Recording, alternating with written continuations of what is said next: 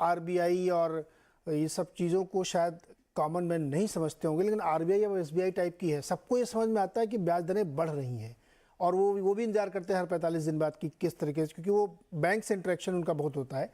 तो ये बहुत अच्छा पॉइंट रखा अदिति। मैं इसमें आपका इंटरवेंशन चाहूँगा कि ये जो लगातार ब्याज दरें बढ़ती जा रही हैं, अमेरिका में भी आप टर्मिनल रेट 5.5% तक की बात हो रही, हमारे यहाँ बढ़ रही, कोई तरीका है कि गवर्नमेंट इसको किस तरह कंट्रोल करे, जैसा शुभ में करे कि अगर इसको भी आप मैनेज कर सके तो भी बड़ी राहत होगी। अदरवाइज कॉस्ट ऑफ फंड अगर इतनी बढ़ गई तो फिर ये नीचे तक बहुत मुश्किल पैदा करेगी, जॉब ऑब क्रिएट करना बड़ा मुश्किल होगा, एमएसएमई की हालत बहुत खराब हो जाएगी।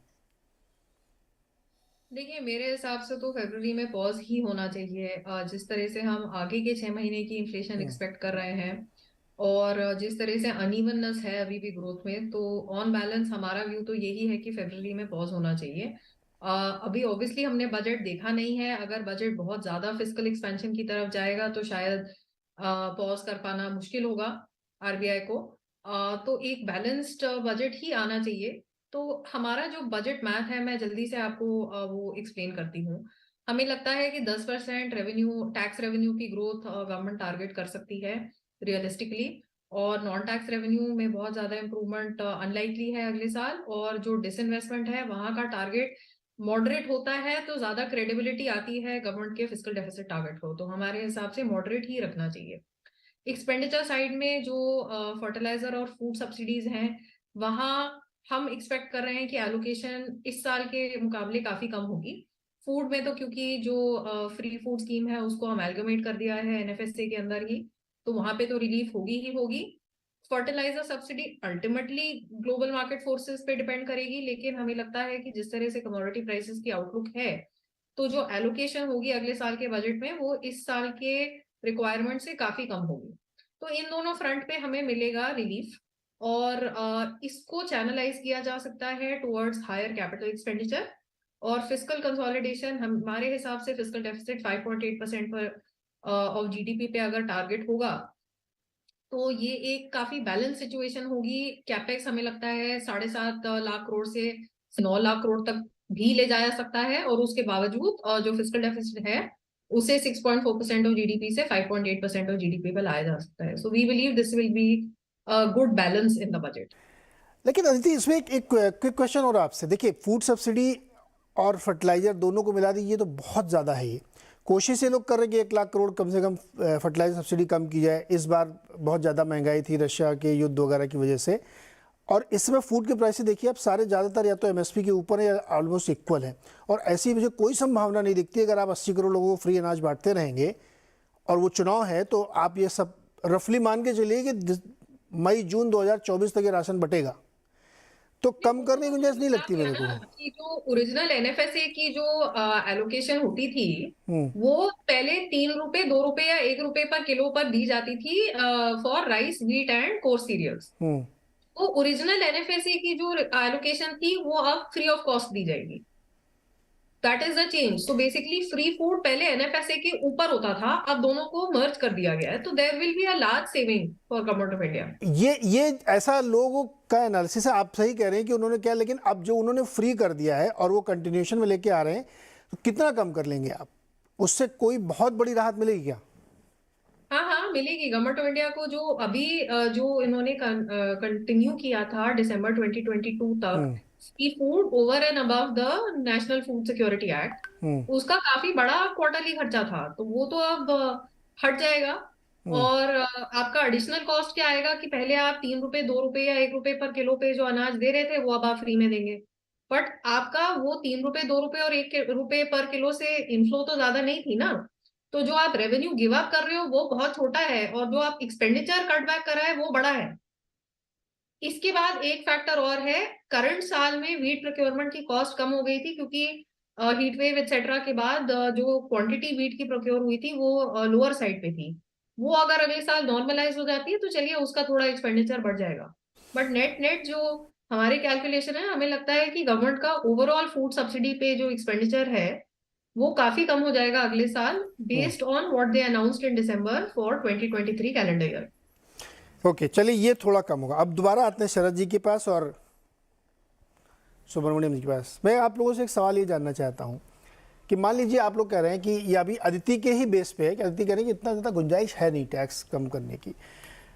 मान लीजिए कोई आदमी जो 30% के ब्रैकेट में है, वो अगर उसका मान लीजिए आप 20% कर दें टैक्स, ऐसे हाइपोथेटिकल है समझने के लिए, तो वो क्या करेगा? उसके पैसे ज़्यादा बचेंगे तो वो एक्सपेंड करेगा, और अपने यहाँ जो मेड है या जो ड्राइवर है या जो गार्डनर है उसकी सैलरी इंक्रीज कर सकता है, तो एक टॉप डाउन ट्रिकल इफेक्ट होगा। लेकिन अगर आप उसको रियायत नहीं दे रहे हैं तो वो सबसे पहले उधर ही कटौती करता है।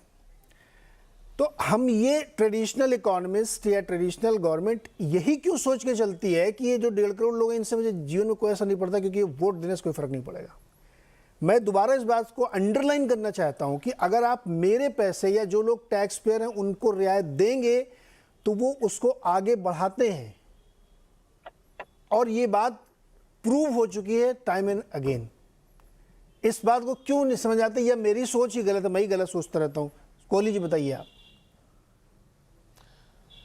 नहीं, बिल्कुल नीरज, सोच तो कतई गलत नहीं है। 1.5 करोड़ लोग, बाकी की 140 का या 138 करोड़, अगर हम 140 करोड़ लेके चलें तो बाकी की 138 करोड़ जनता को कॉम्पेंसेट कर रहे हैं, जो आपने शुरू में कहा, वो बात बिल्कुल ठीक है। पर इसमें इसी में से नीरज 2 बातें और निकल के आती हैं। एक इंस्टीट्यूट ऑफ कॉम्पिटिटिवनेस है, उसका एक आंकड़ा निकल के आया था पीछे कुछ टाइम पहले। उन्होंने ये कहा कि 25,000 से प्रति माह ऊपर कमाने वाले जो लोग हैं वो इस देश में केवल 10% है।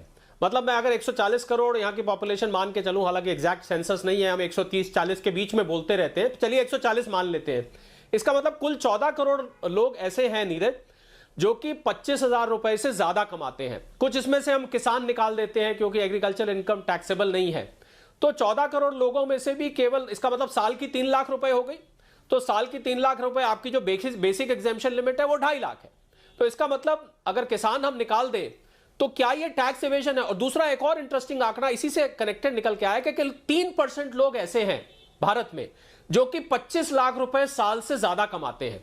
अब देखिए आप, 3% लोग हैं जो 25 लाख से ज्यादा कमाते हैं, पर टैक्स जो असल में देते हैं वो 1 करोड़ है। तो अब बात ये निकल के आती है कि क्या जो टैक्स की कलेक्शन अभी आ रही है, या जो ये 1.5 करोड़ लोग टैक्स देते हैं, 7 करोड़ लोग रिटर्न फाइल करते हैं, क्या ये बेस आगे बढ़ ही नहीं सकता है? क्योंकि ये पिछले कुछ टाइम से नहीं बढ़ रहा है। आपने 26AS निकाल दिया, AIS निकाल दिया, जो एनुअल इंफॉर्मेशन स्टेटमेंट होती है, जो टैक्स एवेजन के अलग अलग पॉइंट्स हैं, उन पे चेक लगा दिया आपने। तो क्या ये टैक्स बेस नहीं बढ़ना ये बता रहा है कि हमारी जो पर कैपिटा इनकम है या वाकई में टैक्सेबल लोग नहीं है, या ये बता रहा है कि हमारे जो चेक पॉइंट्स हैं टैक्स पे वो काम नहीं कर पा रहे? क्योंकि ये टैक्स बेस नीरज पिछले 2 सालों में, कोविड को छोड़ देते हैं हम, पिछले 2 सालों में इतना बढ़ा नहीं है, जबकि सरकार ने एड़ी चोटी का जोर लगाया है इसको बढ़ाने के लिए। बहुत सारी नई चीजों पर TDS लाया गया, ये सब किया गया। तो ये 1.5 करोड़ की गिनती किसी तरह बढ़ाई जाए। एक तो बात जो आप कह रहे हैं वो है ही है कि क्या 1.5 करोड़ लोग अगर बाकियों को कॉम्पेंसेट कर रहे हैं तो आपको उनको रियायत देनी चाहिए, जिससे कि वो उस मर्ज को आगे फैलाएं और लोगों को नौकरी भी दें, खर्च भी ज्यादा करें। दूसरा ये कि ये 1.5 करोड़ की गिनती किसी तरह बढ़ाई जाए, ये बढ़ नहीं रही है। तो इसके ना बढ़ना जो है ये मुझे बहुत चिंता की बात लगती है। क्योंकि मैं जब छोटा था नीरज, तो मैं बहुत स्कूल में था, तो मैं एक बार, मुझे एस्से लिखने को मिला भारत पर, तो मेरी मदर साथ बैठी थी, बहुत साल पुरानी बात है। तो पहली लाइन उन्होंने मुझे लिखवाई, भारत एक गरीब देश है। मुझे आज तक वो लाइन भूलती नहीं है। आज उस बात को 30-40 साल बीत चुके हैं, मैं तब की बात कर रहा हूं। तो ये क्या 30-40 साल बाद भी आज हम 140 करोड़ की जनता में 1.5 करोड़ लोग ऐसे हैं, मैं अगर दूसरे तरीके से कहूं कि जो 2.5 लाख रुपए से ऊपर इनकम कमाते हैं, ऐसा नहीं है। तो मेरे हिसाब से सरकार को जहां एक तरफ रियायत देनी चाहिए, वहां पर दूसरी तरफ टैक्स बेस को बढ़ाने के लिए कुछ बहुत सीरियसली करना चाहिए। आपकी टैक्स टू GDP रेशियो 10 जगह देखी जाती है, रेटिंग्स के लिए देखी जाती है, इन्वेस्टमेंट के लिए देखी जाती है, FDI के लिए देखी जाती है, बहुत चीजों के लिए देखी जाती है, मार्केट स्टडी करने के लिए देखी जाती है। तो मुझे लग रहा है ये जो टैक्स का बेस है इसका कम होना, ये सरकार के लिए एक चिंता की बात होनी चाहिए। क्योंकि ये बात आपकी ठीक है कि मैं पूरी की पूरी जनता के लिए, आपने कहा टैक्स कलेक्शन मेरी 14,70,000 करोड़ हुई, जो कि 25% ज्यादा आई है। तो इसका मतलब वो जो 1.5 करोड़ लोग हैं वो बेचारे और दिए जा रहे हैं। और दूसरी एक बात नीरज मैं जल्दी से जोड़ना चाहूंगा कि मुझे लग रहा है कि वेल्थ टैक्स को यहां पर लाने की जरूरत है। क्योंकि आप जब तक मैं अगर स्टॉक मार्केट की बात करूं, जितने देश के अमीर लोग हैं उनकी ज्यादातर अमीरी उनकी शेयर होल्डिंग से डिफाइन की जाती है। प्रॉपर्टी, गाड़ियां, ये सब उनके पास है, पर ज्यादा उनके पास शेयर्स हैं। जब तक वो शेयर्स को बेचते नहीं है तब तक उनके ऊपर लॉन्ग टर्म कैपिटल गेन नहीं लगता है। तो शेयर्स का होना या वेल्थ का सिर्फ होना ही, मुझे लगता है जब वेल्थ टैक्स हटाया गया था तब देश की परिस्थिति और थी। आज देश की परिस्थिति इतने सालों बाद और है। तो वेल्थ टैक्स और इनहेरिटेंस टैक्स, ये दो टैक्सेस मुझे लगता है नीरज के आज की परिस्थिति में आना चाहिए। ठीक है, आ सकता है और इसमें कोई दिक्कत नहीं, ला भी सकते। मेरा सवाल